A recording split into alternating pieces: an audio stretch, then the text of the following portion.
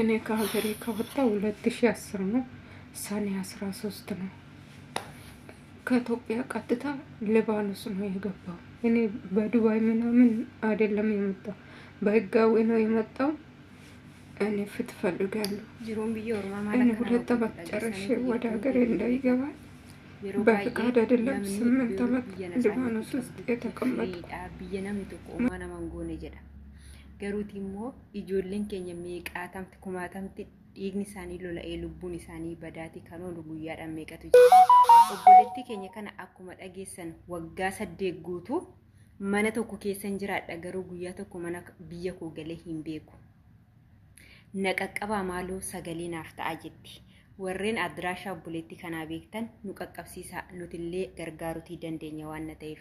Nagaarra isin gaafachuun nagaaf jaalalli waaqayyoo ala bakka jirtanitti isiniif haa baay'atu. Akkam jirtu nagaa keessanii warri maamila kootaa tan laayik sheer gochuun hin dagatinaa, warra immoo maamila koon taane koota maamila kootti dabalamaan isiniin jedha.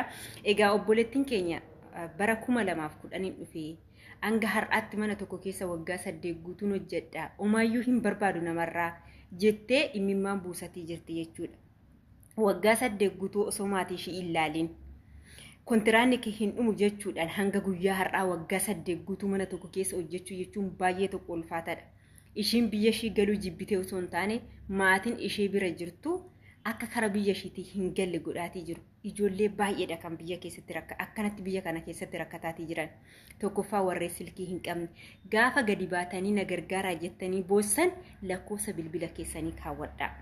Bakka kanan jiraadha, bakka kana naannoo sana waggaa 8 idda jiraatte naannoo keessa jirtu sana hin dagattu jechuudha. Naannoo kanan jira lakkoofsa kanaan na dubbisaa jedhaatii kaawwadhaa.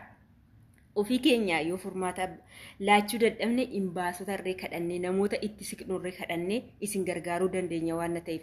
Obboleettiin keenya kun egaa haadha ishii dhoobattee maatii ishii guutuu dhoobattee waggaa 8 jechuun mindaan ni kennamaaf ta'ee hin kennamuuf ta'ee waaqatu beeka.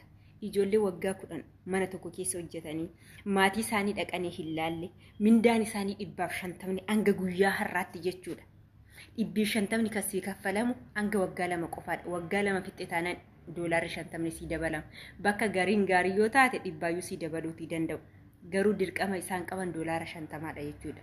Kanaaf 150 biyyaa dhuftanii waggaa 2 gaafa fixan 200 godhachuu mirga qabdu jechuudha. Isaaniif hin taane taanaan kara biyya keessanii galuu ni dandeessu. Maal ta'aniitii maal rakkataniiti akkanti rakkachaatii jiru yoo jettan tokkoffaa sodaarraan kan ka'e obboleewwan keenya biyya namaa keessa mana namaa keessa waggaa hamma kanaa osoo maatii ilaalin waggaa hamma kanaa jiraachuu jechuun mindaa gadaanaadhaan hojjechuu jechuun sodaarraan kan ka'e. Tokkoffaa sodaarraan kan ka'e, lammaffaa immoo nama dhabaachuu. Araboonni biyya kana keessa yookiin obboleettii yookiin durbii yookiin waama takka fira koon qaba jette taanaan isin sodaatu. Intan caraccaru jechuudha.